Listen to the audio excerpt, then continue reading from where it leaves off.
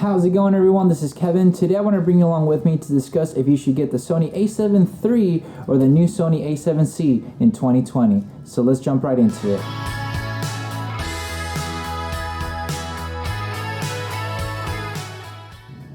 So full disclosure, I don't own the A7C, nor was it sent to me, so I'm not going to be showing you any footage of the camera itself. I'm going to be talking about the things that I like about it and how it compares to the A7 III from the things that I've seen from other creators. If you want to see more footage about the camera and how it shoots, go check out any other creator on YouTube that has it, because there's plenty of them that have gotten it, and you're going to learn plenty.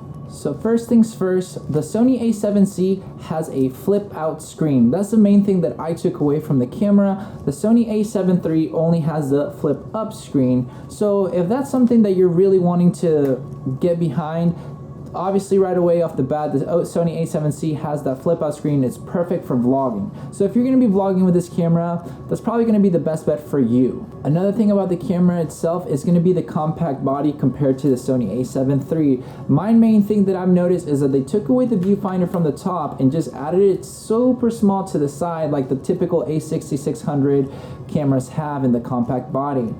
The one good thing about it is going to make it a little bit more compact, but the backdraw from that is that the viewfinder is going to be a lot smaller from what I've seen from all the other creators talking about it. So the still photography for it might not be the most easiest thing to do when you want to use your viewfinder through it, but the good thing is it'll be great for video.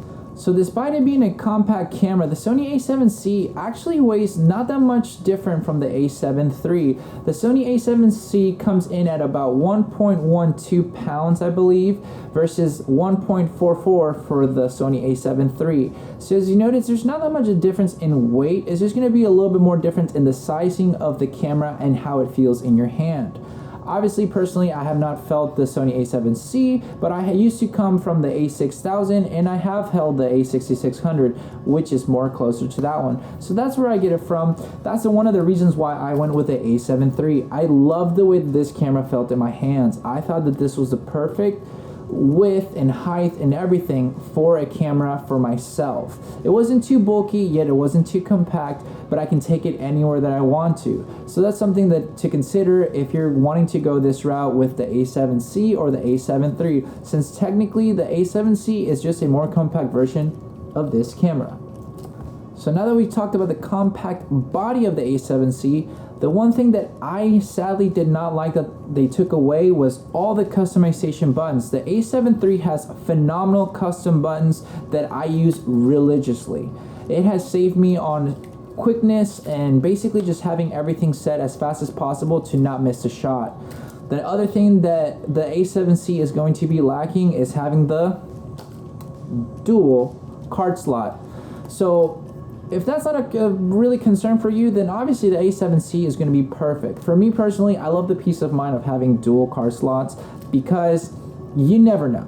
As much as technology has improved so much, you never know when it can corrupt a card or anything like that, and then bam, you lose all the footage of the day, and whether it's a paid client shoot or not, you could be losing quite a bit of information. So that brings the ultimate question to me is, why even bother making a compact version of an A7 III? I mean, to me, I think I would have been better off with an A7 IV announcement, but I do understand why they're coming out with the A7C. It is basically the future, having a full frame camera in a compact body, which is phenomenal in my opinion to see where the cameras are going. 2020 already has become a phenomenal year for cameras, whether you're Sony, Canon, it doesn't matter.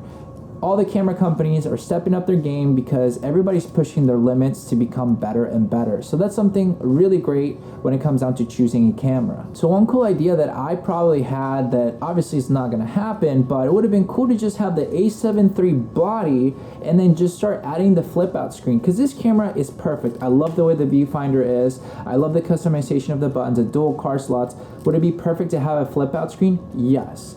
Does it make or break the deal for me to have to go switch to the A7C? No, I've been using the Uric mirror to just be able to see myself in camera so that I can look at my mirror right now and see that it pretty much projects the screen so I can see myself. I made a video about this, so if you haven't checked it out, definitely go check it out. It's in my channel. So with that said, is it really worth the price for what you're getting for the A7C versus the A7 III? The A7C comes in at $17.99 and the A7 III comes at $19.99.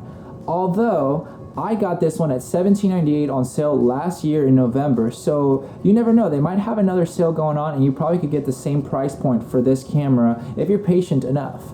So to me, I would have kind of gone with a lower price one for the A7C if it's going to be a compact camera that's going to be for the market, especially for a full frame camera. I know it sounds phenomenal in a compact body, but for $1,800 basically plus tax, I feel like they could have gone a little bit lower to really entice people to go with that full frame camera that has everything that the A7 III has, just in a compact body.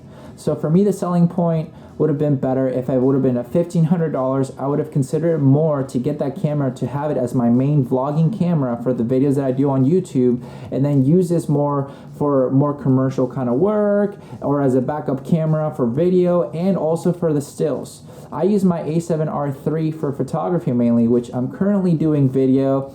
It's not the best for video, so it might be kind of working with the autofocus here and there, which is fine to me, but it gets the job done. Obviously, this camera has been phenomenal and a beast of a camera, so I cannot recommend this camera enough to people.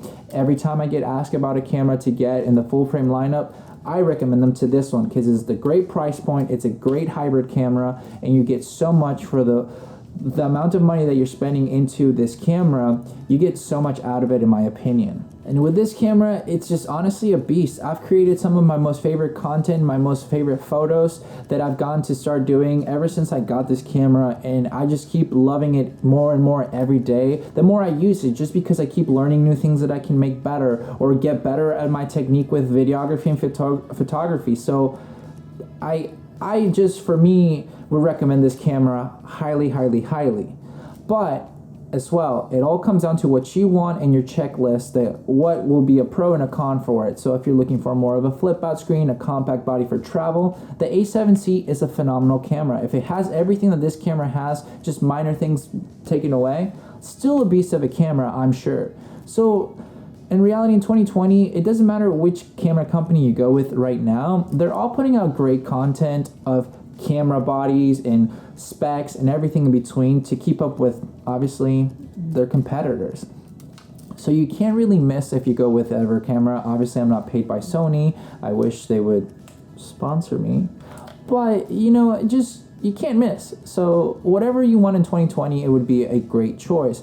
For this video, obviously, between the A7C and the A7 III, my personal take, I would still take the A7 III over the A7C for my personal choice, because I love the viewfinder, I love the customizations of the buttons, I love the dual car slots. The flip out screen is not the biggest thing to me right now. Will I love it? Yes, I will love it, but do I need it? Not necessarily, because there's always a certain way that I can work around it for my price point itself. So with that said, is this a win for Sony? Yes and no. I mean, you're probably going to get more people now going into the full frame lineup with a compact body because they love the size of it and they want to expand into the full frame lineup for a decent amount of money. So that'll be a great thing. And the no department for me is, I wish it would have just gone with the A7 IV and skipped out on the A7C, because I think they could have done a relatively maybe smaller body if they wanted to for the A7 IV, or just keep everything the same, flip out screen, updated everything, shooting 4K 60 or even 4K 120. I know the A7S III has it, but would be nicer to have, and then just 10-bit internal. And I think that most of the consumers that shoot Sony would have been much happier. But like I said, all in all, in 2020, you can't miss with the camera that you choose, whether it's the A7 III, the A7C, a Fuji, a Canon, whatever. Maybe not Nikon. But just whatever feels right to you. Make your checklist and see what works right. But for me, in this resolution between the A7C and the A7 III, I would give it to the A7 III for my personal preference. But it all comes down to you. So just see whatever works for you best, and hopefully this video helps you decide what could work best for you in 2020. But with all that said and done, guys, thank you so much for checking out this video. Make sure to like and subscribe, share this video with a friend, and I'll catch you guys in the next one. See ya.